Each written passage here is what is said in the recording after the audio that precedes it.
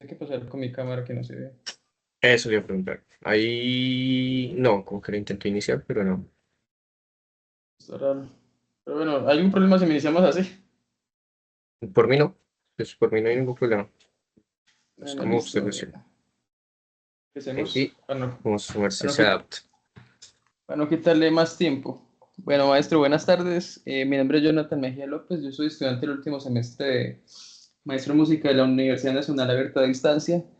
Esta entrevista se hace con la finalidad de cubrir el componente de la fase 2 de la asignación de proyecto de grado. Y pues, ¿qué mejor persona para presentarse que usted mismo, maestro Cristian? Cuéntenos un poco de usted. Bueno, Jonathan, muchas gracias por invitarme. Yo soy Cristian López, soy docente de la UNAD, licenciado en música de la Universidad Tecnológica, magíster en composición musical con las tecnologías de la Universidad de La Rioja. Em, pues soy un aprendiz, soy un eterno estudiante. Me gusta mucho estarme informando, estarme aprendiendo y documentando de cuánta cosa me llame la atención. Me gusta crear ese hiperfoco. Y básicamente eso fue lo que me llevó a la composición y pues a cada una de las subramas de la composición como tal. Muy interesante, maestro. Bueno, en el marco de mi proyecto de grado, especialmente, pues yo me enfoqué en composición y pues por ende tuve que elegir un eje temático. En ¿Mm? este caso, mi eje temático es el programático, que es lo que más me llamó la atención, que más es lo que me le ha apostado, lo que es la música para medios, videojuegos, todas las adaptaciones que han hecho algunos compositores de libros, me llama mucho la atención. Entonces me gustaría saber desde el punto de vista disciplinar, cuáles son los elementos esenciales que definen una obra como programática. ¿Cómo hacer que el leitmotiv cumpla esa función para describir personajes o ambientes? Ok, bueno, respecto a lo primero, es tener en cuenta que debe haber un hilo conductor y se debe crear casi una narrativa a través de la música cuando estamos hablando de música programática. ¿Por qué? Porque estamos buscando es crear en el imaginario colectivo una idea extra musical, convertirla en algo musical. Entonces es muy importante tener bien el argumento sobre qué es lo que se quiere hablar y ahondar muchísimo sobre la historia. Ahorita desarrollo un poquito más eso. Respecto a la siguiente, a la otra pregunta que su merced me hace, el leitmotiv cumple una función primordial y es estar siempre asociada a una idea o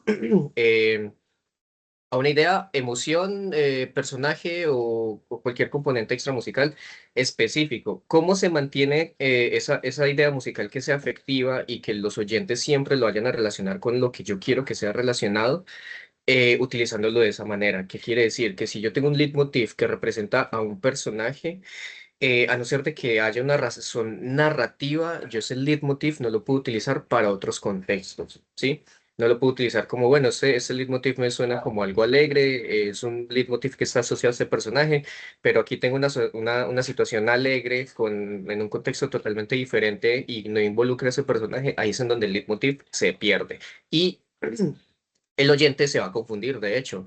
Las personas que están prestando mucha atención a la música y a cómo se desarrolla la música, pues se van a confundir porque, bueno, entonces, ¿qué tiene que ver ese personaje aquí en esta escena? Y cuando se dan cuenta que no hay un hilo conductor, no hay algo como que los ate, pues ahí es en donde se pierde toda la narrativa musical y no deja ser más que un apoyo extrasensorial. Sí, maestro, creo que eso, hablando un poco como ejemplificando, yo he visto mucho ese tipo de como estéticas en la obra de Howard Shore.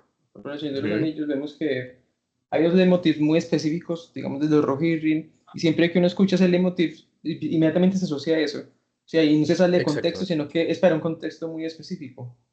Exactamente, exactamente. De hecho, muchas cosas de las que hace Howard Shore es el proceso creativo de ese señor es una cosa increíble porque él como que cogió unas escalas, no recuerdo bien qué escalas son, pero cogió unas escalas específicas para representar todo lo que estaba relacionado con la luz en torno pues al mundo del Señor de los Anillos. Y lo que hizo con esa misma escala básicamente hizo como una especie de espejo, no es armonía negativa, pero hizo como una especie de espejo, modificó esa escala y dijo, listo, a partir de esta escala me voy a derivar para crear ese otro tipo de leitmotivs a través de esta sonoridad. Perdón, y empezó a crear esas contrapartes, todo a partir de una misma idea origen, y muchas cosas se van construyendo así, de hecho. Sí, bien interesante todos los procesos creativos que se dan detrás de todas las producciones. Me gustaría saber usted qué considera que son las funciones principales de la música programática en el contexto compositivo. Pues la principal es evocar ideas que no son netamente relacionadas con la música. Eso es algo que incluso los compositores desde hace mucho tiempo lo han estado implementando. Solo que digamos que ahorita, como tenemos la herramienta audiovisual, pues es mucho más efectiva. Porque digo que desde antes se hacía. De hecho, las cuatro estaciones de Vivaldi, cuando uno lee las partituras, cuando uno lee los manuscritos originales, o por lo menos cualquier versión que tenga las anotaciones originales del compositor, se va a dar cuenta que es toda una historia sobre la vida campesina de la época, de esa época barroca tardía ya, de esa región en específico, que si mal no estoy, es una parte de Italia que colinda más o menos con Francia, no estoy bien seguro realmente, perdón, con España.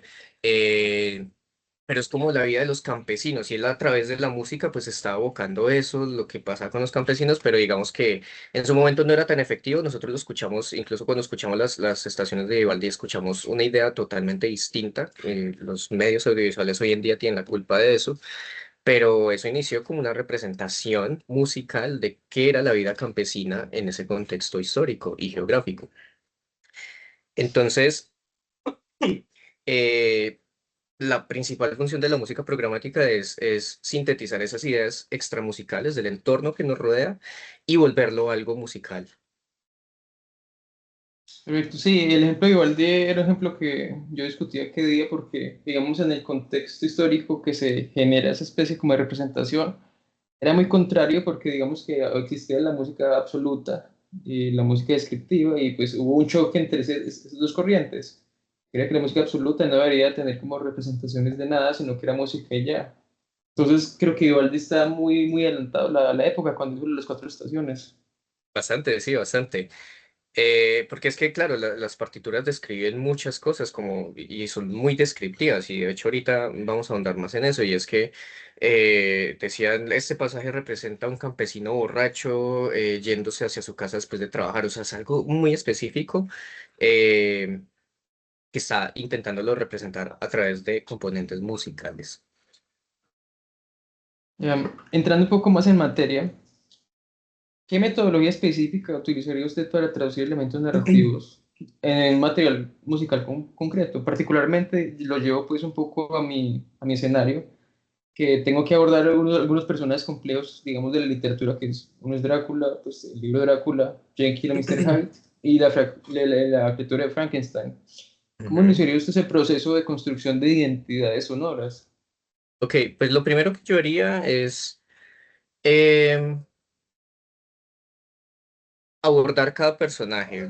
Digamos, necesito como hacer un barrido de qué personajes tienen mayor relevancia dentro del arco argumental de la historia.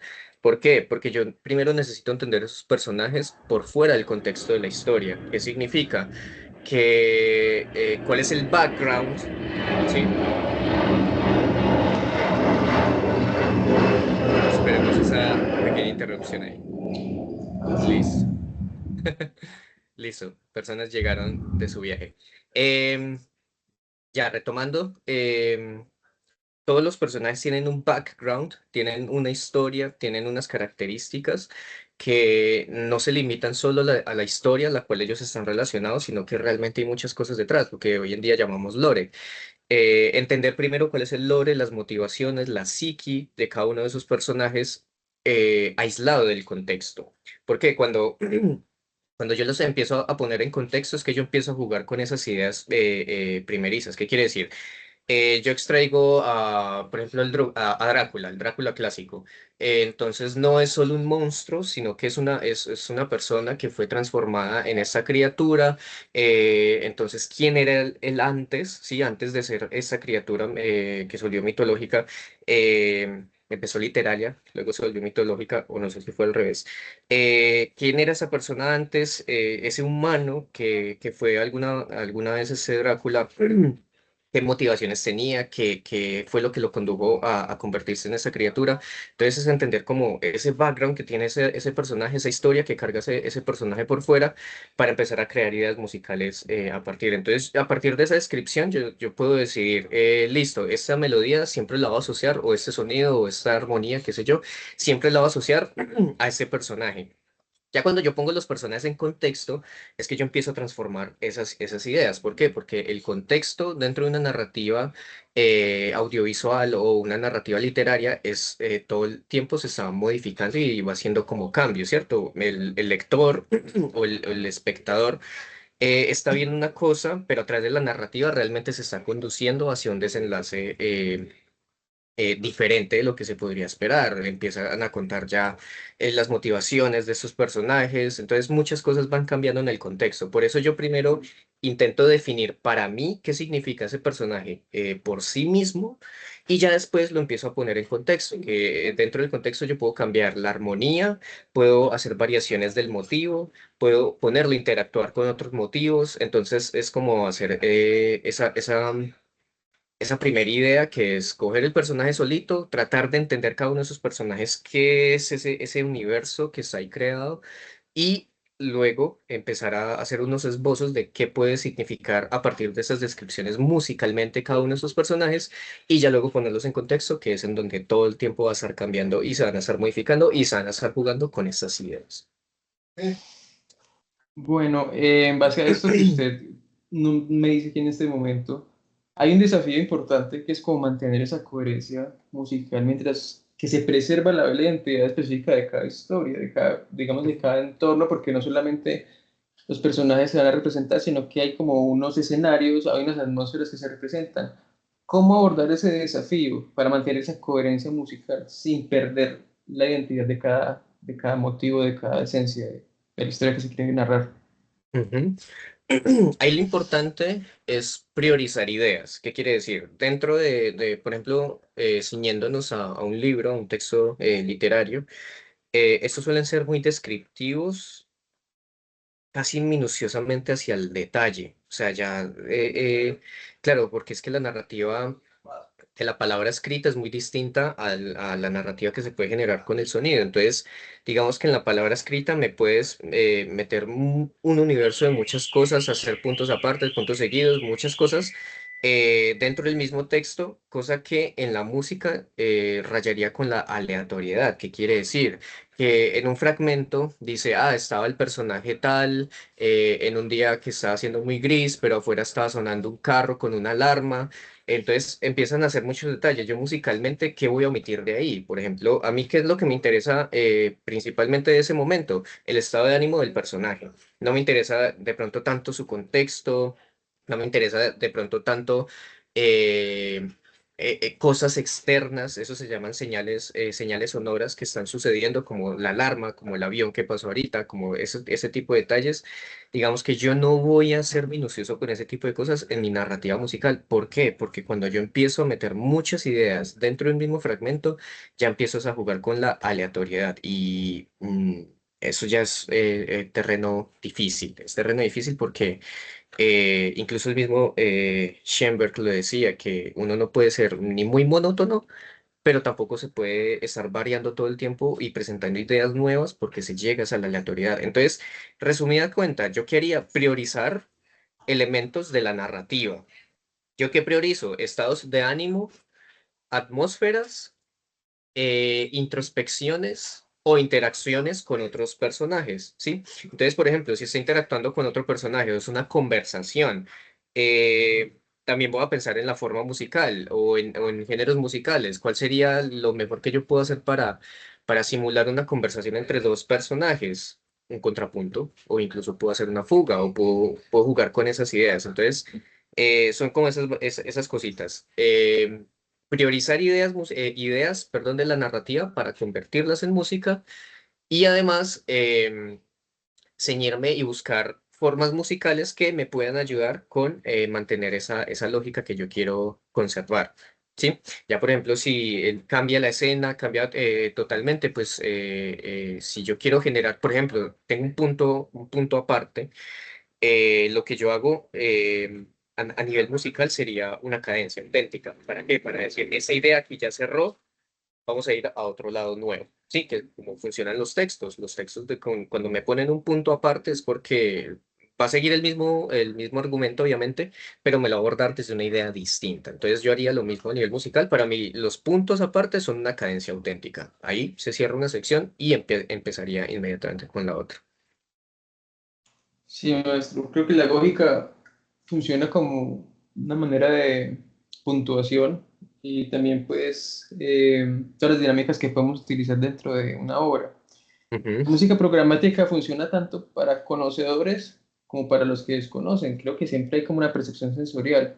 ¿Cómo garantiza, digamos, usted como compositor, que la música programática que usted haga sea comprensible y emocionalmente efectiva, independientemente del público? ¿Cómo garantizar eso? ¿Cómo lograr eso? Bueno, hay una cosa que nosotros como compositores, sobre todo pues para medios audiovisuales, tenemos que usar a nuestro favor y son los clichés musicales, ¿sí? Hay muchas ideas que ya estableció Hollywood, que ya se establecieron pues desde la industria, que es insensato luchar contra eso, ¿sí? ¿Qué quiere decir? Hay unos tropos, por ejemplo, cuando me están hablando en el cine, cuando me están hablando del Medio Oriente, cuando me están hablando de un desierto por allá en esta zona, siempre suenan las mismas escalas, siempre es frigio dominante, siempre son violines, siempre son duduks o algún instrumento autóctono de esa región, autóctono, a veces entre comillas muy grandes, porque muchas veces lo que hacen los compositores es como que generalizan una zona geográfica, entonces, por ejemplo, que es Colombia, ¿no? Entonces, bueno, perdón, que es África, ¿no? Entonces todos son tambores. O todos son, es que no tienen el nombre de marimba, pero todos son como marimbas. Pero no, la música de África es supremamente diversa. No todo el tiempo son tambores, no todo el tiempo son placas. Muchos lugares tienen vientos. Entonces, esas ideas yo tengo que aprender a jugar con ellas porque es que ellas están muy metidas en la psiquis de las personas. Eh, entonces es aprender a utilizar esto. Por ejemplo, nosotros siempre vamos a asociar un estado de ánimo bajito, un estado de ánimo triste, o incluso tonos opacos con tonalidades menores. Entonces, ¿yo para qué voy a pelear con eso? Con esas ideas que ya están preestablecidas, con tonalidades menores y muchas veces con ritmos lentos. Entonces, ¿yo para qué voy a pelear con esas ideas que ya están preestablecidas? Más bien, voy a aprovecharlas para volver efectivo lo que yo quiero transmitir. Sería como lo que más se puede jugar con eso, para hacerlo efectivo, digamos, hablando de un público en general. Pero realmente lo más importante es respetar las ideas que uno mismo va implementando. ¿Qué quiere decir? A mí nadie me va a decir si esta idea está asociada a este personaje o no, porque es la percepción que yo tengo. Bueno, el director me lo podría decir, estar de acuerdo o no. Pero en cuanto al público, ellos no me pueden decir, no, es que esta música no es de ese personaje. Ellos no tienen esa potestad. Soy yo como compositor es que yo les digo, esta música es de ese personaje. ¿Por qué? Porque la narrativa que yo estoy haciendo a nivel musical siempre va a tener esa coherencia y siempre que usted va a ese personaje o siempre que se habla de ese personaje o se insinúe dentro de la trama, voy a presentar esta melodía para que usted también lo esté relacionando. Entonces es como jugar con esas dos cosas. Primero, ser muy fiel a lo que uno mismo está proponiendo como compositor, porque a la final esto es una cosa supremamente subjetiva. Y lo otro es jugar con esos tropos, con esas generalidades que de pronto ya están preestablecidas e implementarlas dentro de lo que yo quiero hacer.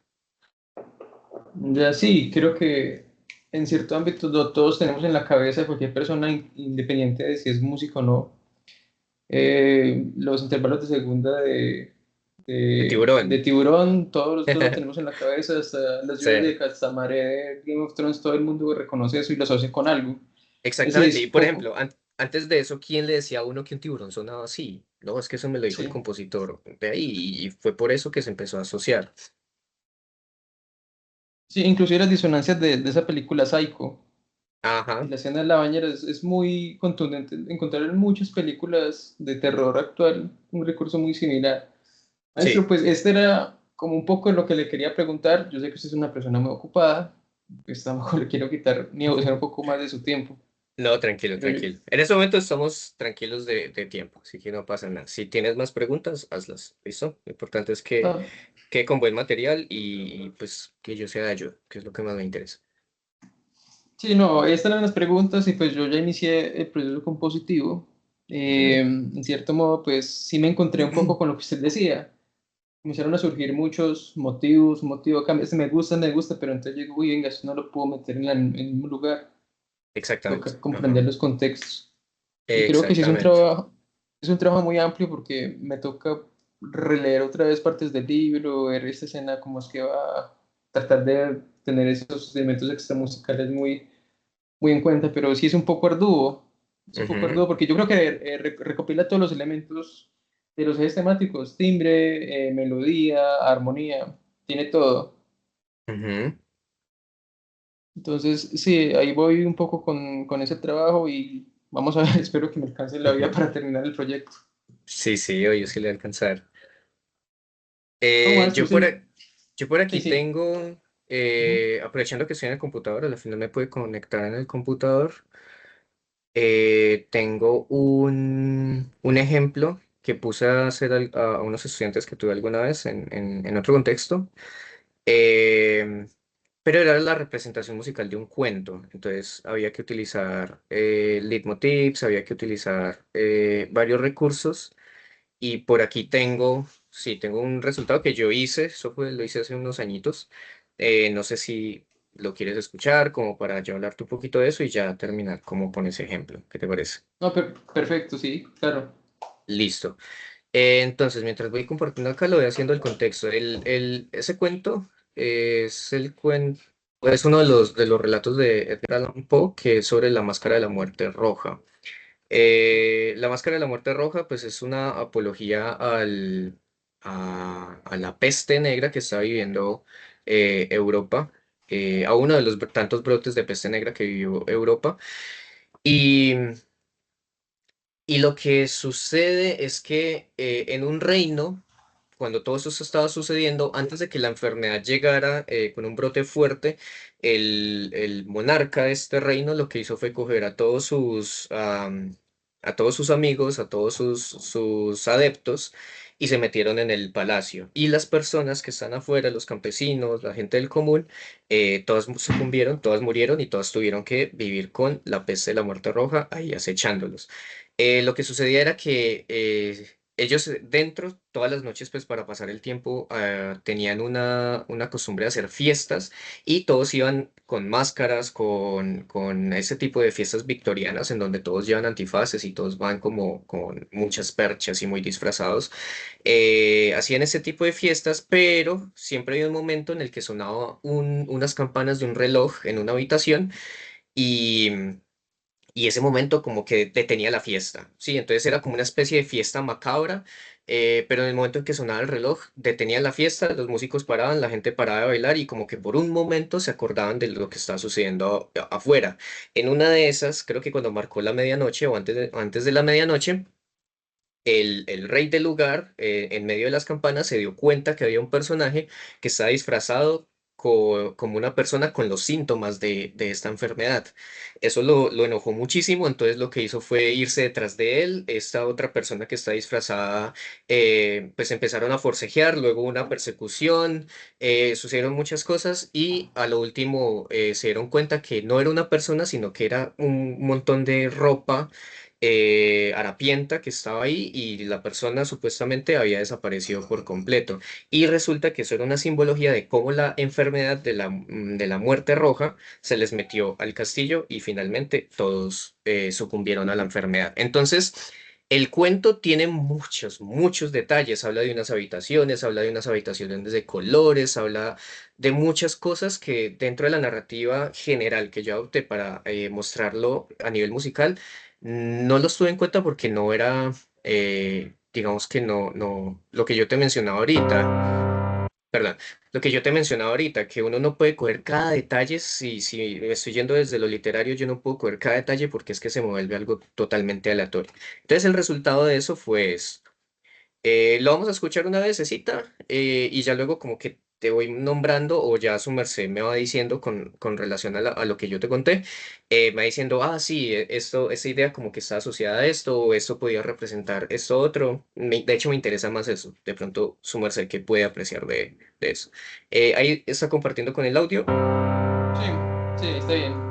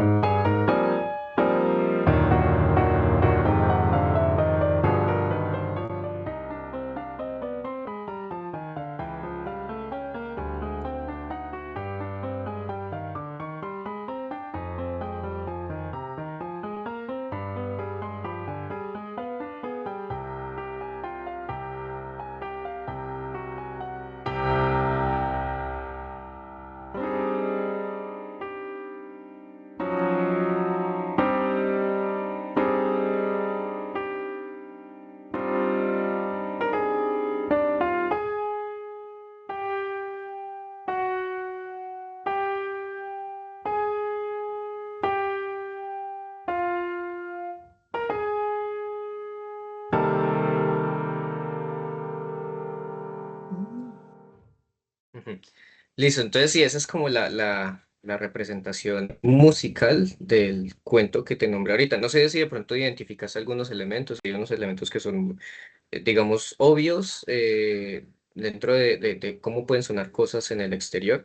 Hay otros que sí de pronto no son tan obvios, que ya tocaría relacionarlos con lo que uno ve o cuando uno los explica ya uno entiende muchísimo más. Sí, hay bastante, bueno, hay unas cosas que bueno, percibí. El primer acorde pues, es un do menor, sí, tiene Ujú. unas tensiones. y marcados, es como un poquito obsesivo, pero creo que no sé, como que hay algo, sí, algo que está pasando muy malo. Hay algo, Ajá, pero después hay una contraposición que es el tiempo de vals. Es como hay gente que está en medio de una fiesta. ujú. Me imagino que entiende que Exactamente. hace poco las fiestas que suceden dentro del castillo se antepone a lo que está sucediendo afuera, que es lo que nos muestra el acorde de do menor, Ujú, que es feo. Entonces hay una especie como de contrapunto, hay una persecución. Me imagino que es como si una persecución de algo, ujú. persecución de algo en ese contrapunto, y después al final, cuando ya como que alcanza eso, comienza retardando, comienza como a padecer y Ajá, se retoma un poquito como la idea del principio, que es la idea como de la peste, de la muerte, y se exactamente. desvanece. Creo que eso fue como lo que Exactamente. percibí. Es tal cual. Ahí de pronto lo único que faltó fue cuando está haciendo el acorde grande, que todo el tiempo es como muy incisivo, son las campanas del reloj. Ok. Ajá. Pero mira, que funciona bien. O sea, entendías el contexto, entendías ciertos elementos musicales, pero a nivel de escucha, digamos que no tenemos que ir a la partitura y yo decirte, no, es que ese es el leitmotiv de Próspero, era que se llamaba el príncipe, el monarca. Ese es el leitmotiv de Próspero, no, este es el leitmotiv de la Muerte Roja, porque hay muchas cosas que se van identificando. Por ejemplo, al final la muerte roja, cuando se les metió el castillo, los mató a todos y no quedó absolutamente nadie más que la muerte roja. Entonces, los cambios texturales también son un elemento muy importante dentro de la narrativa. Por ejemplo, si yo quiero representar la soledad de un personaje que yo haya presentado antes en un contexto normal, digamos, con sus parientes, con sus amigos, con el contexto que lo rodea. Si yo quiero representar que ese contexto ya no existe, pues le cambio la textura. Ya no va a ser melodía con acompañamiento, homofonía o qué sé yo, sino que yo pienso más bien, listo, ¿qué es más solo que una monodía? Ahí está, voy a presentar solo ese leitmotiv de ese personaje con una textura monódica para representar que este man está totalmente solo en este momento. Y es lo que pasa al final con la muerte roja, que aparece ya solo el leitmotiv, la melodía principal, solita, sin ningún acompañamiento, sin ninguna nota pedal, sin nada. Porque en el cuento ella termina sola porque los demás todos se mueren. Muy interesante. Bueno, maestro, yo Listo. le agradezco mucho la muestra que me acaba de dar, pues son muchas cosas muy valiosas, inclusive el avión. Eh, todo el tiempo que compartió conmigo, pues esto me ha servido muchísimo. Le agradezco de antemano su tiempo, un tiempo muy valioso que no vuelve. Ujú. Pues muchas gracias por haber estado acá y por haberme compartido sus conocimientos. No, usted, Jonathan, muchísimas gracias a usted. Yo le había mencionado de pronto lo que hablamos por teléfono, lo del el poema sinfónico, ese sí te lo va a mandar aparte, ¿listo? Como cada uno de los actos y más o menos que representa cada uno, de pronto para que lo tenga ahí también como referente y le pueda servir. Igual le puedo mandar el proyecto de grado que yo hice con relación a eso, que es un modelo de análisis de ese proyecto. Entonces, igual se lo puedo mandar para que su merced lo tenga ahí. Y pues eso sí, es muy técnico porque como es un modelo de análisis, me enfoco más que nada en eso, pero igual, sin duda alguna, eso le va a funcionar en algo, espero yo. Claro que sí. Maestro, muchas gracias. Yo les deseo que tenga un muy buen día. Listo, Jonathan, es con muchísimo gusto, que estés muy bien. Seguimos en contacto cualquier Vale, cosa. vale, hasta luego. Vale, vale, chao, chao.